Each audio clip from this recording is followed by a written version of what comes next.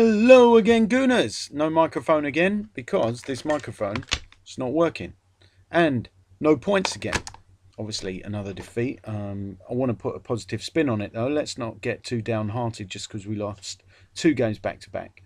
I was wearing another lucky shirt, which now will be mostly unworn because clearly it's not very lucky. The other lucky shirt I might continue to wear because, well, I like it, all right?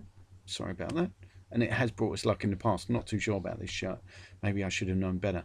But anyway, how disastrous was that against Schalke? I'd say not that disastrous, bearing in mind that Schalke are a good side. Huntelaar up front, obviously no mug. Afellay, player we've been linked with but haven't bought. Surprise, surprise. Farfan, we know all about him. And of course, they've got some other decent players too. So Schalke are in good form in the Bundesliga. Let's not get too disappointed about losing at home to them, even though it was 2-0 and we didn't create a thing. Apart from Serge Gnabry coming on as a sub, we've got very little to cheer about. And the same goes for the Norwich game. In fact, the Norwich game for me was a lot worse than this one, even though it was at home. Vito Manoni didn't exactly cover himself in glory, wasn't a complete liability, so let's not criticise him too much. Another good performance from Carl Jenkinson. Not too sure why he was taken off, but I suppose we were looking to try and improve our offensive options, but I thought Jenkinson had an excellent game. Mertesacker had a pretty good game. He got blamed for one of the goals, or partially blamed. Not too sure that was altogether fair, but that's what the pundits were saying anyway, that he was partially at fault. Vermaelen did all right. Santos wasn't as bad as the pundits would like to make you believe, in my opinion. Santos wasn't. I mean, let's get this clear about Santos. Santos is one of those players that needs a number of games to get match fit, because he's not exactly eating Slim Tier bread, is he? That's why he needs games to get fit, and that's why we have to stay patient with him. He's not the kind of player who's going to track every single run. But having said that, did you see the amount of support he was getting? If it really was a danger, which of course it was because the second goal came from his wing, if it really was a danger, why was Podolski not tracking back? I think the answer lies in the fact that Podolski is carrying an injury. So he needs more support on the left. He wasn't really getting that. Coquelin had a reasonably good game, but he's inexperienced. He makes mistakes, and perhaps he didn't give Santos the support he needed. And not obviously, we perhaps expected a bit more from Podolski than we got from a defensive point of view. But Podolski, to give him his due, he did create chances. But as we played without a striker, we can't really expect to convert those chances. And yet again, we play without a striker. Gervinho proving my point, which I've been bleating on about from the start of the season. He's not actually a striker. He has scored goals, but we are a good team, and even a player who's not a natural born striker will score goals in the team as good as us. So let's not get it twisted, as they say. We are still a good team. Just because we've had 2 poor results, it doesn't change an awful lot. But we are carrying an awful lot of injuries, and we know the way we play football, we are going to get a lot of injuries. And obviously, we're missing the likes of Oxlade-Chamberlain, Theo Walcott, Kieran Gibbs, Jack Wilshere. We've done without for a long time, so that injury probably doesn't make a great deal of difference. Why he wasn't on the bench for this game, I'm not too sure, but perhaps. Well, I'm just hoping it wasn't an injury setback or something like that kept him out. But yeah, looking through the team, I've gone through the back 4. What about Rambo?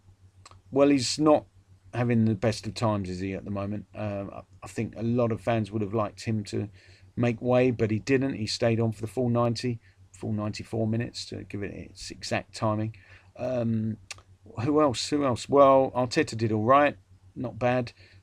Cazorla, I thought he was looking promising.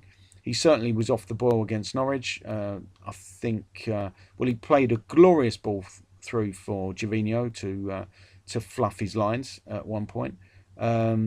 So that wasn't it wasn't his best game by a long shot. But then who was alongside him? Okay, Arteta was, as I said, had a reasonable game. Didn't do a lot wrong. Gave the ball away, but then so did a lot of our players. You can go through. I don't know. We weren't that bad. We weren't that sloppy, but I've seen better. And looking through the team, Obviously, Gervinho not being a striker, he put a lot of work in. I'll give him that. And overall, of course, we're feeling very disappointed now with the performance. Podolski put in a couple of crosses, as I've already mentioned, and what more can we expect from this team? This team that's been feels like assembled on a shoestring, really, and just because of a couple of poor results, we shouldn't sort of think that this team isn't good enough. But I have to warn you, we've got QPR coming up. I think we all know about that, and QPR are no mugs either. They're certainly not Schalke, but they've got Terapt, who I think is an excellent player. Adel Terapt, I've always rated him, and I know he's a bit of a loose cannon.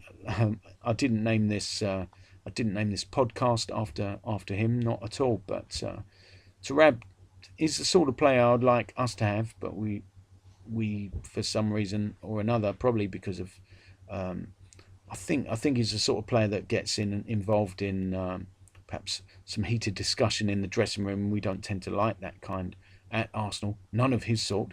So that's probably why we've never made a move for him that I know of.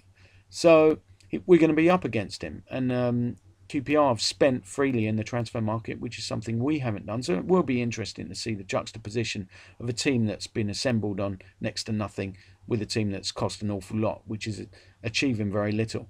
But at the moment, we're not achieving much, are we? If you look at the last two games. But let's not lose sight of the overall picture, which is Arsenal are still a good team. Arsenal are still potentially a top 4 team. I said we'd finish top 3. I'm sticking to it for now. I'm still saying we'll get through the Champions League. We're second in this group. It's not a disaster, but we need to turn things around. I think we'll get a draw away at Schalke, the way we're looking at the moment. We don't have enough flair going forward. I think we should start with Giroud for the next game, and I think we should start with Serge Gnabry, who's done enough to convince me that he's worth a start. So let's hope that Arsene Wenger is bold enough to make those decisions, and I think if he is, I see us beating QPR, not convincingly. I see a better performance, and I see 3 points. And that can never be bad in a London derby game. So until the next time, up the Gooners.